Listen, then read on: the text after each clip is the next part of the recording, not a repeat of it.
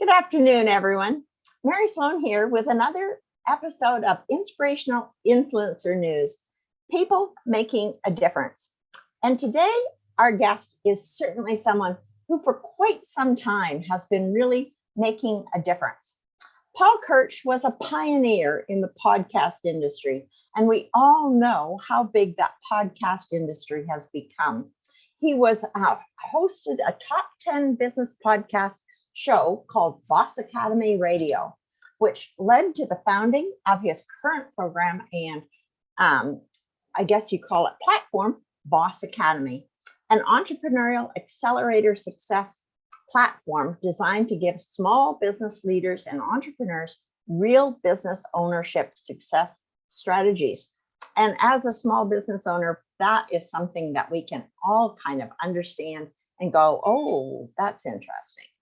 So through this amazing community, Paul delivers resources and opportunities to members which accelerate business and personal growth in an empowering environment. An experienced coach and consultant, Paul understands that success only begins with movement. Through his program, Action Over Analysis, he helps entrepreneurs and business leaders become empowered as he helps them avoid analysis paralysis. Guilty. In addition, he is certified behavioral expert, leveraging DISC and motives assessment tools to help individuals understand what drives their own behaviors and the behaviors of those around them, and how to adapt to build better relationships. Paul is a contributor to the business learning application called Audvisor, AUDVISOR, which is a value-added partner of CEO Crossing. Featured among experts such as Seth Godin and Guy Kawasaki, he provides insights on sales, business management, and entrepreneurship. So we really have to keep our ears and eyes open today. We absolutely can learn a ton. So Paul, what really do you want to make sure our listeners do get from our show today? Well, you set the bar high with my intro, and I don't know if I'm going to live up to it from that point. So no, in all seriousness, I thank you, Mary. It's great. Well, look, I think one of the things I'd like people to take away from this is the conversation you and I have had is that this is a tough journey sometimes being an entrepreneur, right? And we don't have to have all the answers ourselves. We can surround ourselves with people that have been paving the path, that have experience that we don't, and it helps lift us up. And that's one of the things that I think is so powerful about community, and that's why I created Boss Academy. So I think just this is a hard journey sometimes. You don't have to go it alone. Well, I think the fact that we don't have to go it alone and that there are places like Boss Academy, and I thank you. It's a community I've joined, and I'm certainly learning a lot, and lots of very generous people there. But it is necessary that you do find your way to getting the help that you need, because boy, you can't do this alone. Yeah, well, I've tried. I went through a really tough period in my life where I was facing a lot of stress and depression. I'd gone through a pretty toxic divorce. And when I came out of it, for a period of time there, I was juggling a lot. I became a single father. I was trying to run two businesses. I had this successful podcast, which became a top 10 business podcast show. I was putting out 3 episodes a week, and I was doing a video recap. I couldn't keep it all going, Mary. I had to put some things to the side.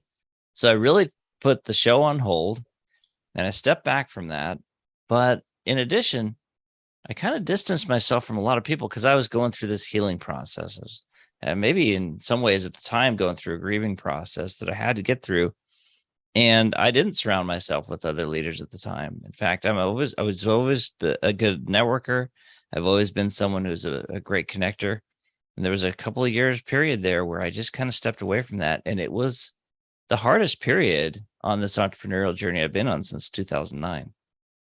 Yeah, I can imagine. I mean, because, the thing that I find so valuable about all the entrepreneurs that I have been fortunate to surround myself with and continue to surround myself with is that I don't have to do it alone. Yeah. If I'm sort of lost or hey, anybody know how to do X or Y? And I mean, there's always something different comes up that, oh, jeepers, how do you do this? And it can be the silliest little thing. Like we were just talking before we got on air about Dropbox. Well, I use Dropbox all the time. I mean, 2 seconds, you showed me an application that I didn't know was in Dropbox. And all of a sudden my problem that I thought I had is solved. So it can be that easy when you have somebody to reach out to. Yeah. But try and do it all by yourself. Oh my gosh, even with my favorite, YouTube U. And gosh knows I've used YouTube U frequently, but it doesn't have all the answers I do. Well, it's not personal, right? If I have a conversation with you, I can ask a very specific question and get a specific answer.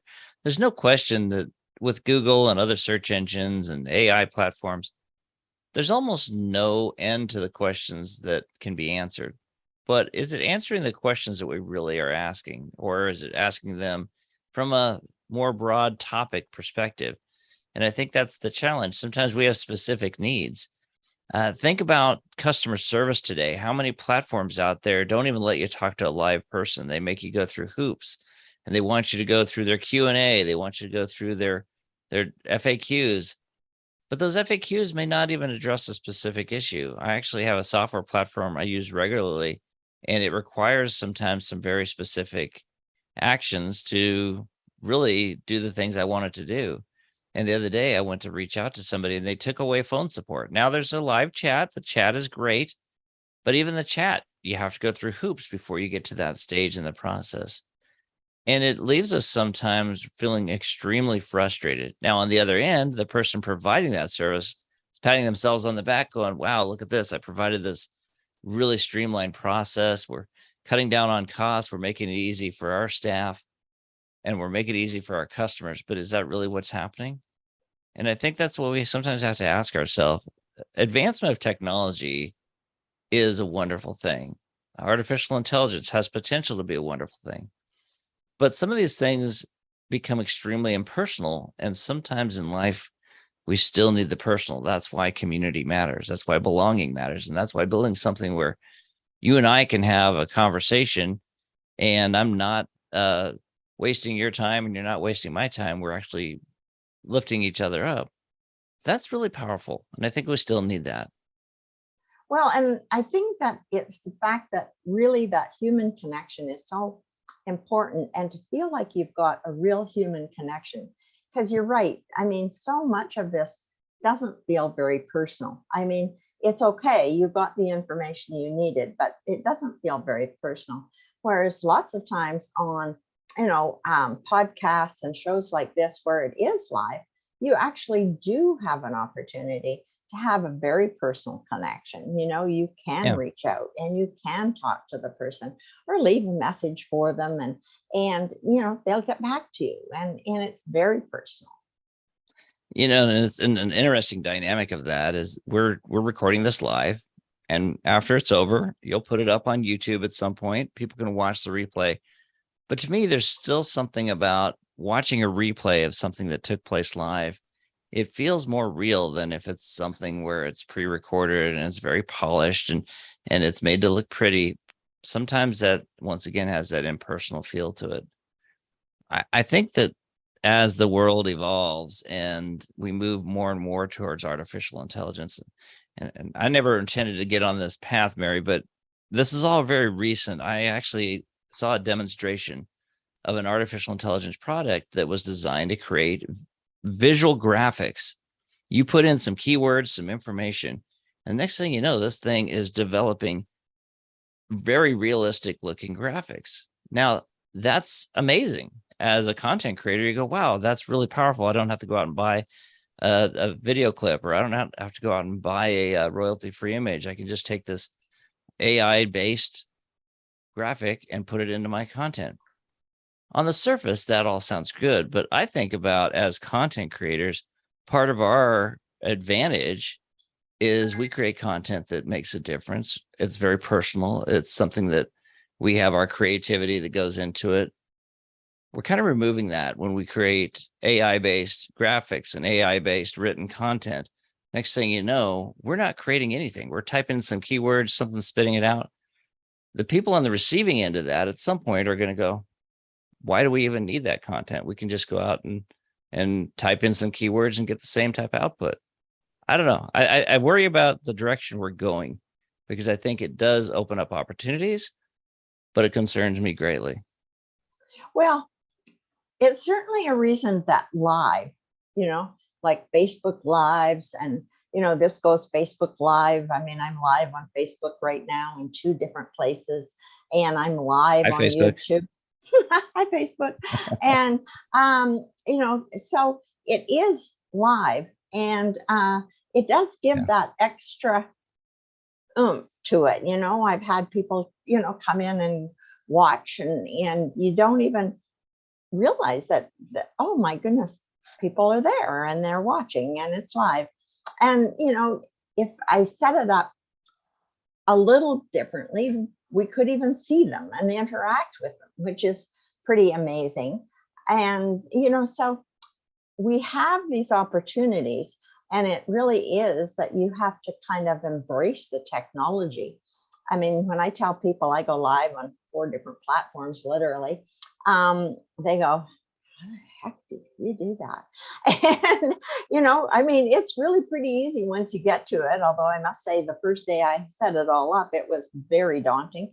But, everything you learn, and then you don't have to do it again. Yeah. You've learned it. So, well, through tools like Restream and I actually have a couple other products I use that's been around for a while, and that is a very powerful way of distributing your message.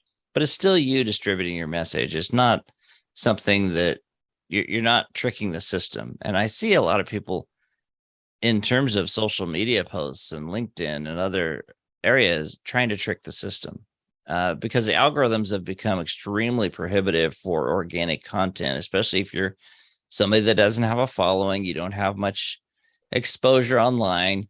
You create an article you're proud of, a video you're proud of, some sort of post, and you put it out there and you go, oh my gosh, this is so great. And the next thing you know, there's 1 or 2 people like it. Maybe nobody likes it. Nobody's commenting. It's very deflating.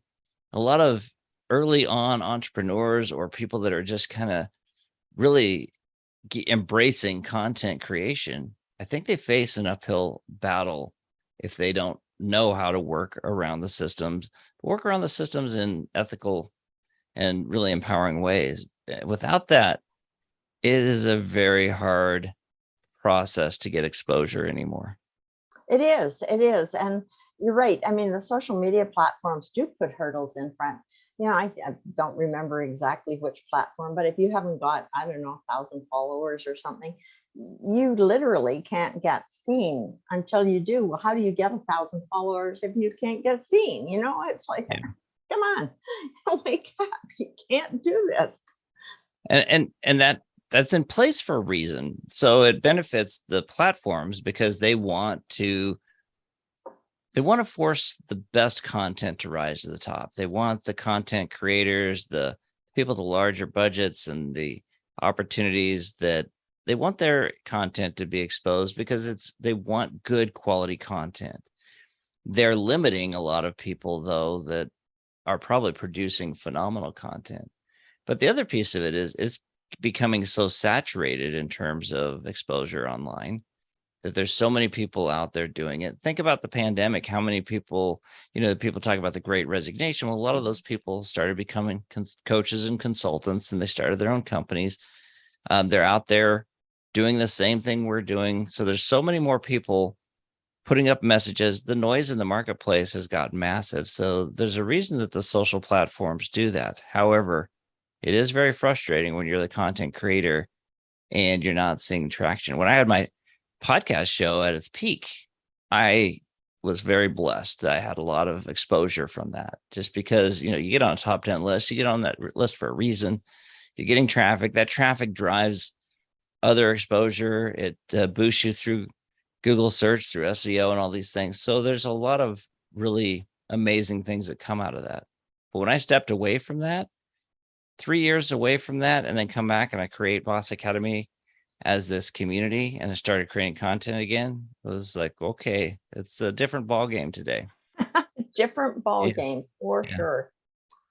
For sure. Well, and even for podcasters, I mean, the world that you experienced was probably more challenging in some ways from a technical standpoint, because you probably had to know how to do a lot more things that are currently pretty animated or pretty automated, and made pretty simple, whereas it wasn't that way before. But on the other hand, you weren't competing with, I don't know what, 5 million, 10 million. I mean, it's just the astronomical numbers. And the podcasts just keep growing and growing and growing. So, yeah, I think my last interview I did through Bots Academy was sometime in early 2018, even though the show was pretty much put on hold in 2017. I did a few interviews here and there. So the technology was there, but you're right about the audience. It was easier to get listeners. It was easier to get exposure. And yeah, it's become very saturated. yeah. And I mean, you have to just figure out where you're going to derive your audience, Yeah. and focus there, because trying to do it everywhere, it's not going to work. It just is not going to work. No, not without support. People who can use VAs, they can find a lot of ways to really get a broader exposure through different platforms. There's distribution tools that, so I use Libsyn for the podcast back when I was running the podcast, and that would distribute it out to multiple channels, and that was great. And they've really expanded their reach. There's several tools out there like that, but you're 100% right. And in fact, I used to try and be everywhere. I focus most of my efforts on LinkedIn today because that's where a lot of my business comes from.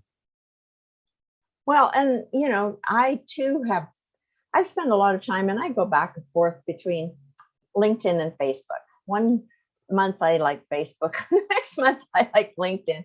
And it really depends on, what I'm doing and how much attention I'm giving it and for what reason. Yeah. But I do find that it's very difficult to do both. It's sort of like, okay, I seem to be in Facebook this month, so I'm in Facebook, and I'll just kind of ease into LinkedIn periodically and make sure I haven't managed to ignore everybody that I know.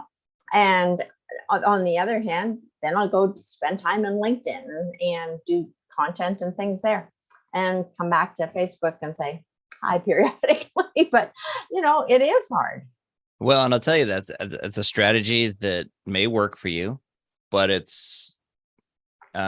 goes against what. So, for example, LinkedIn has algorithms that drive a lot of things when it comes to where traffic goes, who gets exposure. If you're not consistently leveraging their tools, you take time away and go to another platform and then come back. You are getting hurt by the algorithms. There's no question about that. See, it's probably better to have a consistent strategy. You can have a consistent strategy across both those platforms and make it manageable. Oh yeah. Well, I mean, I'd say that's probably true. And of course, this show goes out live 2 or 3 times a week, and it goes on LinkedIn and Facebook. So I mean, it is getting good content from me, both places. So I said hi to Facebook. Should I say hi to LinkedIn now too? So we're definitely there, and YouTube. I think our good friend Dave Siebert's out there. So Dave, if you're watching, hello. So anyway, so what else is it really happening, particularly in Boss Academy world, that you see is changing, and where and how can people take advantage of this change? Well, let me step back and talk about how Boss Academy came to be. So I'll tell a quick story. So back in, I think it was 2013. No, I'm sorry. It was the early part of 2014. I was at a networking event hosted by, we'll just say they're a large company in the web development space that is involved with the PGA Tour, Precursor Tour. They were hosting a live networking event, and I got invited to come to it, and I wasn't going to go. I thought it was going to be a pitch fest, and I really didn't want to go to it. But I decided to check it out, and I went, and I'm glad I did. There was like 70 people in the room, small business owners, and the speaker was great. She was kind of talking over the head a lot of the people in the audience, though, because most of them didn't have a lot of digital marketing experience or online marketing. And one person during Q&A was asking some questions about his YouTube channel, and he actually had quite a following.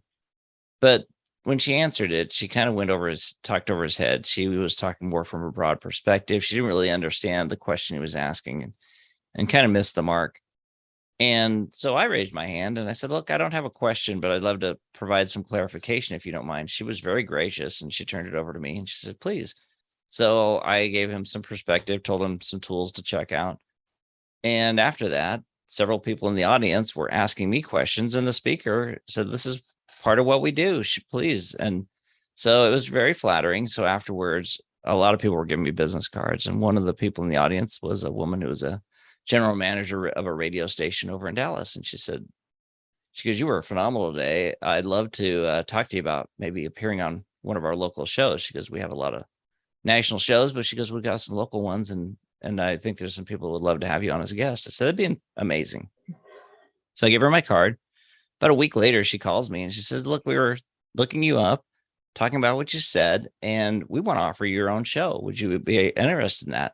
Well, I had this idea in my head for this show called Boss Academy Radio. And I thought, if I can own the name and I can control interest in the name, I'd be happy to. And so I went over and met her.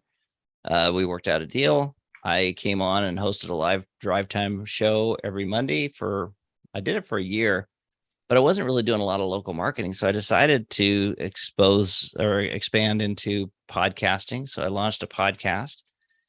Didn't know what I was doing, but I thought, oh, this is going to be easy. Well, it wasn't easy, but it ended up working. And I, on the radio show, I interviewed John Scully, the former CEO of Apple Computers. And I interviewed him a couple of times. And so I reached out to John. I actually had his cell phone number in my phone. I was actually his assistant. And I said, look, I've got this new show. It's a podcast, and I'd love to have you on. And so I interviewed John. And next thing I know, I'm getting a lot of followers from that. And so I was pretty fortunate. I fell into some good things.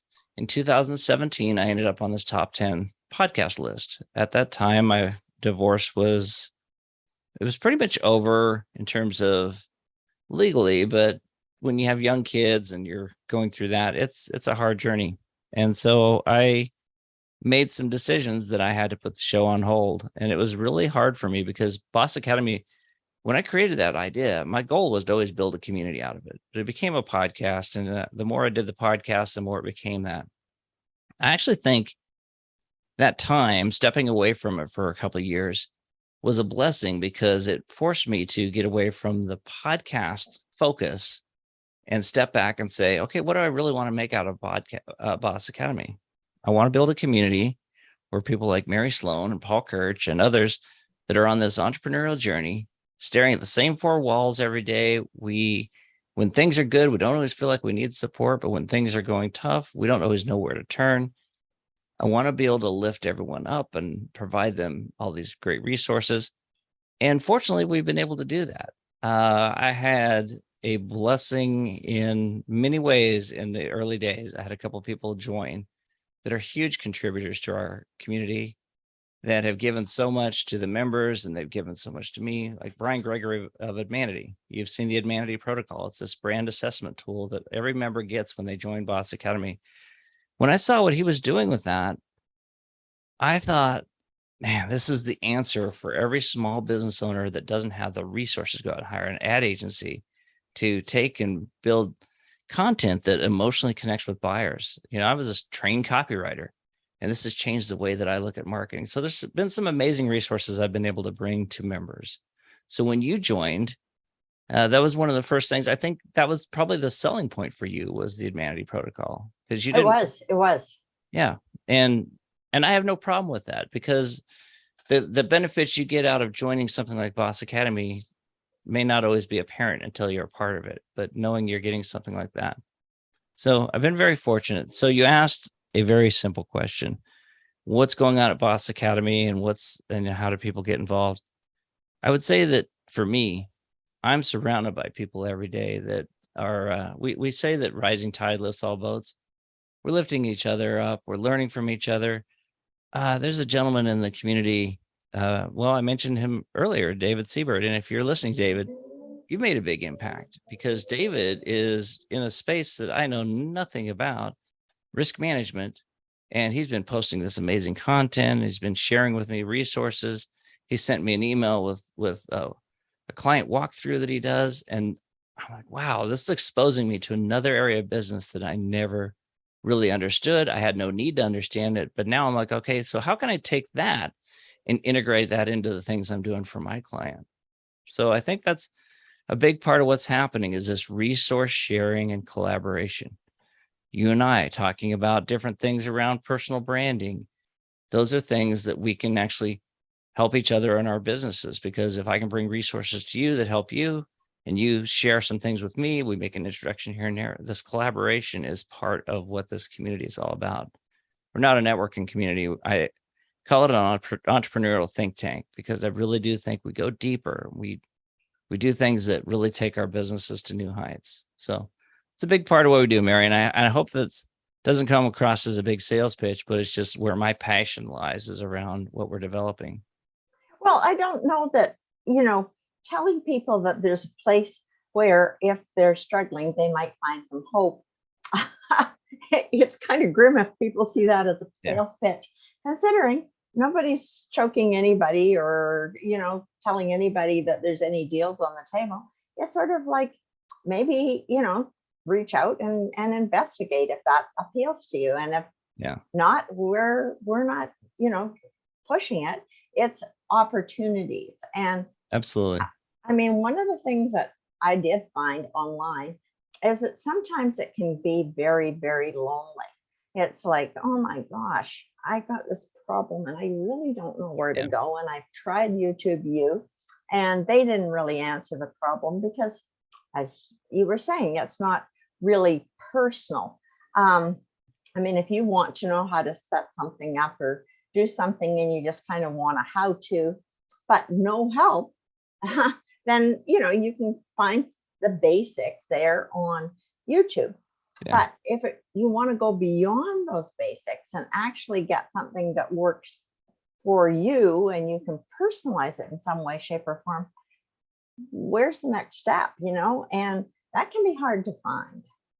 Yeah, I think those things are wonderful when you've got something like maybe an issue with your cell phone, maybe the screen's flickering, you type into some search engine, what do I do about a flickering phone? And all of a sudden you get all this feedback and it's like, oh, so it's simple to reset it. Stuff like that's really powerful. But when you're running a business and you've got specific needs to meet client needs, and often those are not broad in nature, they're very specific. Well, it's sometimes hard to find an answer in a specific type of platform like you're talking about, like YouTube U or anything like that. Well, and having input from different people is very powerful, in that, I've always believed in coaching one-to-one to many to mastermind, because, even when I'm coaching, first of all, I don't like doing it one-to-one, mostly because it's a very limited crowd and there may be other people who could benefit from it. And we all could probably benefit from some of the input from those other people.